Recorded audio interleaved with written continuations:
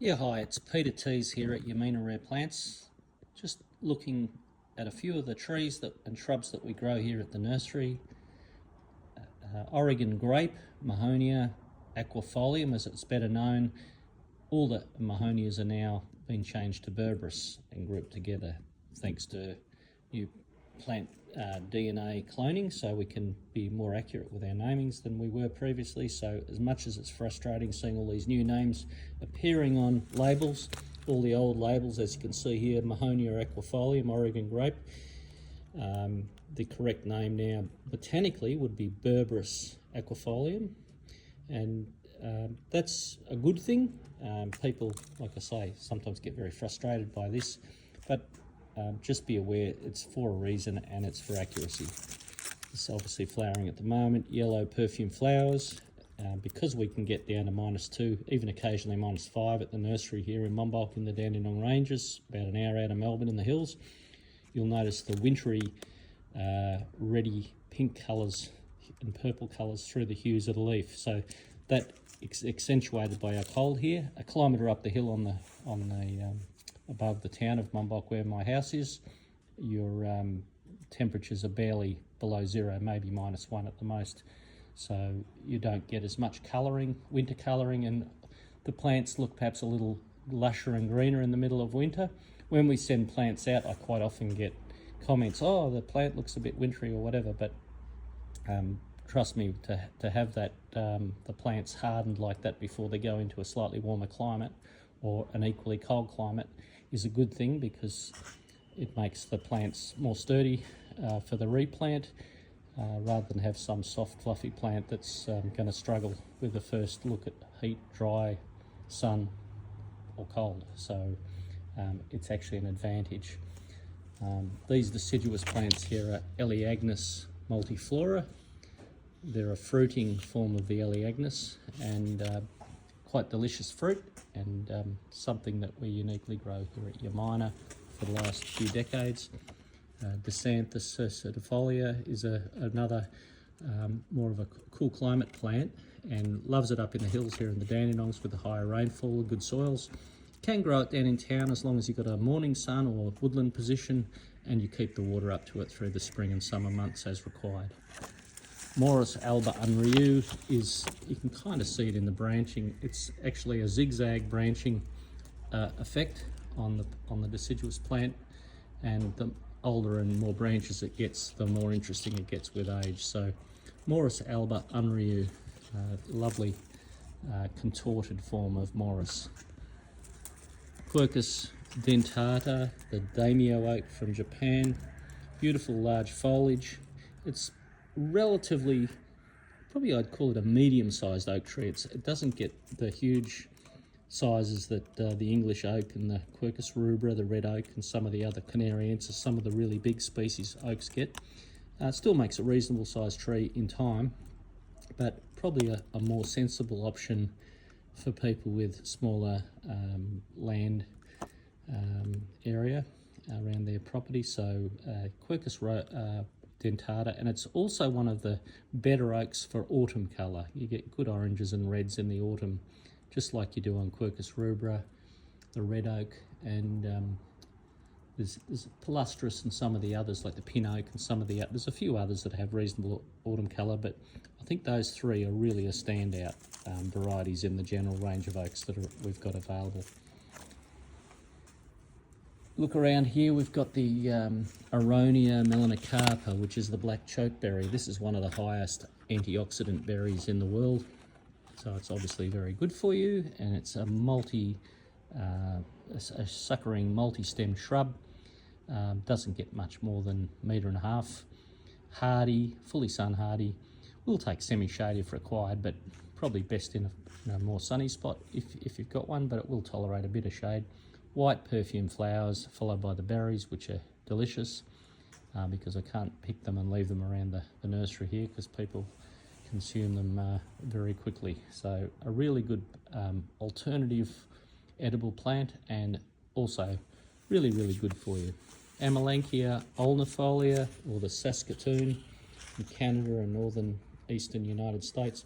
Really iconic edible berry, pretty white blossoms in the spring, followed by the edible berries. And once again, a plant that's not around in Australia very much, but a really good hardy plant for southern Australia. It's not particularly hard to grow, just like the aronia. Easy growing plants, hardy, will take pretty much full sun. Just don't grow them in arid areas, but otherwise with reasonable, equitable summer watering, pretty easy tree to grow. Medium-sized tree, not too big a tree. Once again, can fit in most people's yards if you want it, looking for a specimen tree. Cornus Mas elegant, another one of the fruiting trees. A small tree, doesn't take much space at all, very, very hardy. The Cornus Mas come in multiple varieties. They can be anywhere from Northern Europe up around Ukraine and into Poland and the Baltic states, all the way down into Turkey, Iran and the Middle East. So really interesting plants, great plants for conserves particularly, and you can also put them with Cinzano and other alcohol to conserve them, and also to make liqueurs and aperitif. So it's Cornus Mas elegant is just one of the cultivars named varieties that we've imported.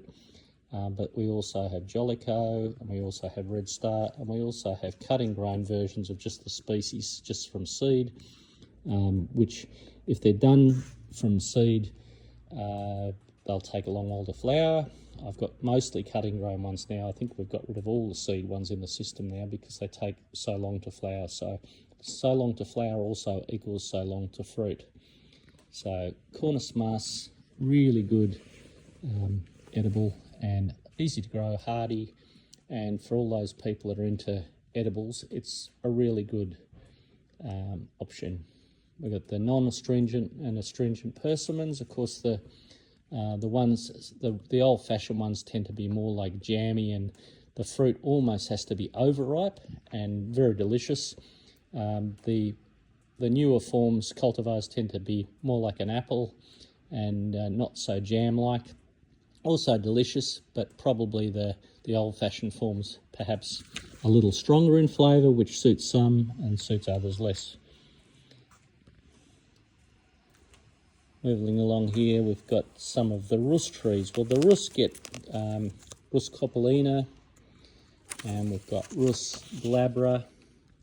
Now, just be aware, this Rus glabra's got beautiful red flowers, followed by berries, and great autumn colour, and great pinnate foliage. So Rus are a really interesting group of plants.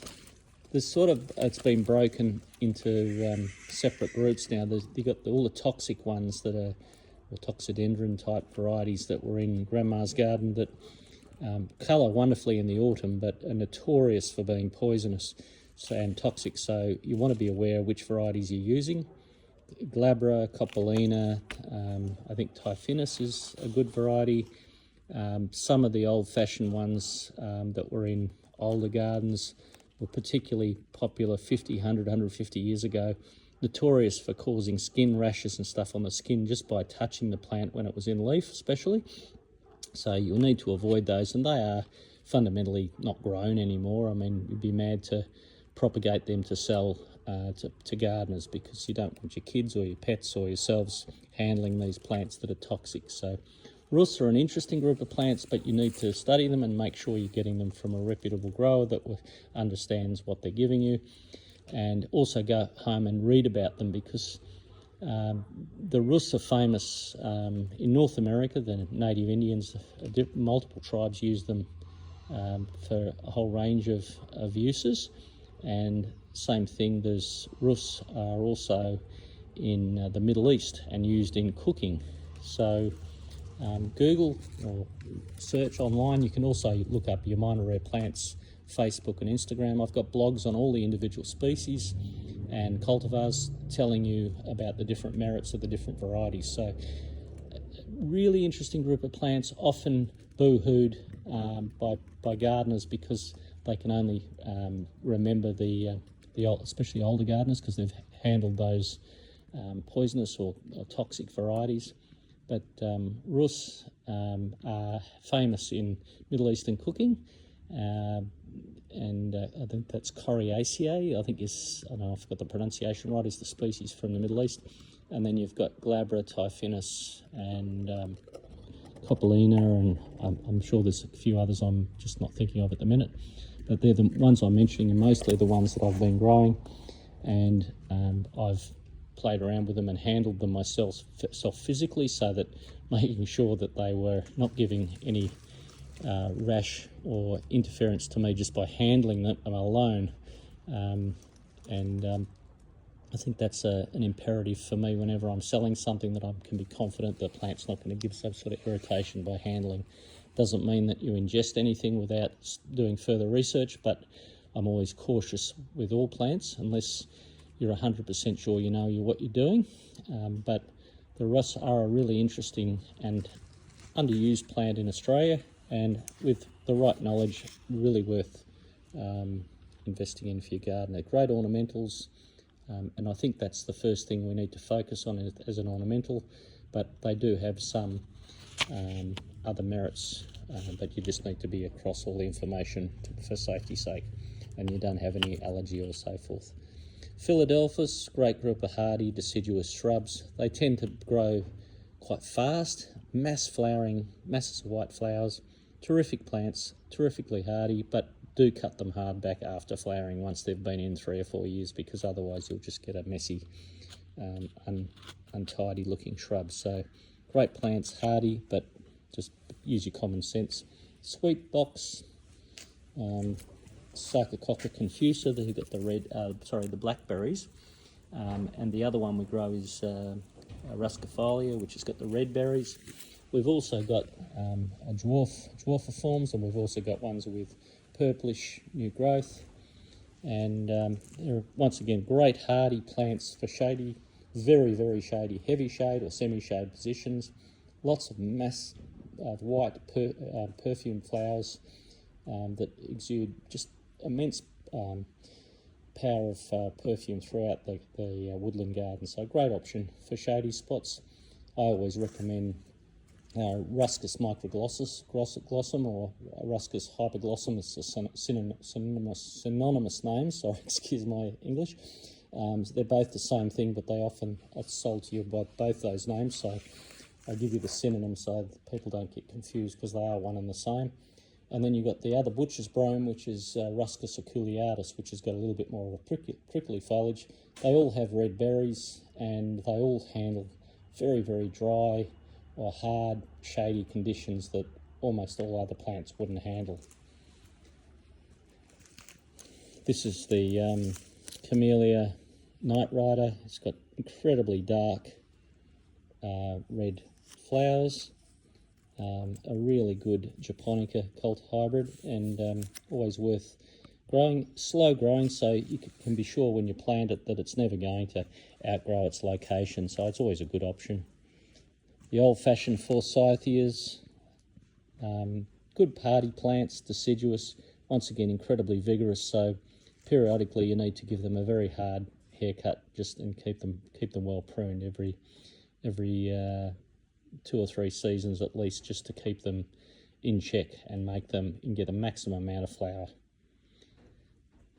Magnolia Lois is probably one of my favourite yellow magnolias. This and Butterfly, perhaps a couple of my favourites. There's a multitude of yellow ones available that we've got now, but Butterfly and Lois probably a couple of the best varieties. Mid-sized flowers, but lots of them, and quite an easy growing variety. So is Butterfly. They're both good growing varieties, and not too big, more of a large shrub, small tree, whereas the one that Dad imported into Australia, which is the first yellow that was commercialised and imported by Dad here, was Elizabeth. He imported that from the Brooklyn Botanic Gardens in America, on the east coast there, and that's a much paler, creamy yellow flower, and whereas the Lois and the Butterfly have a lot more strength of yellow in the flower. I actually like Elizabeth because you'll see on some of my blogs beautiful trees 7 or 8 or 9 metres high with masses of flowers with the sun behind them, and they've got a certain glow and a certain texture and beauty to them all their own, and the fact that they're a little bit more in the pastel colours is actually quite appealing depending on the scope of the garden you're trying to create. So really interesting range of plants here. Here's a Guavina avellana, the Chilean hazelnut. So another edible and rarely seen in Australia. You need a couple of different clonal variations to get seed.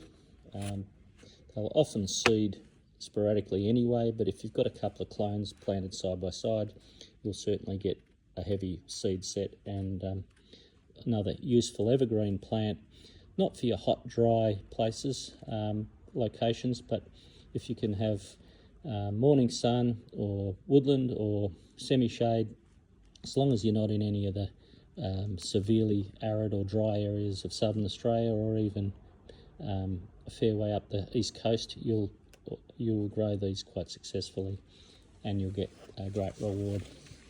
The Osage orange, Pleuropomifera, plant that you don't see around much anymore, but another one that's got the really huge fruits, and like particularly hardy and interesting rarer plant. Pumice baldus we've got down here hiding in the bottom, sorry, it's hard to see. Pumice baldus, or Boldo, they make the Boldo tea from this in South America.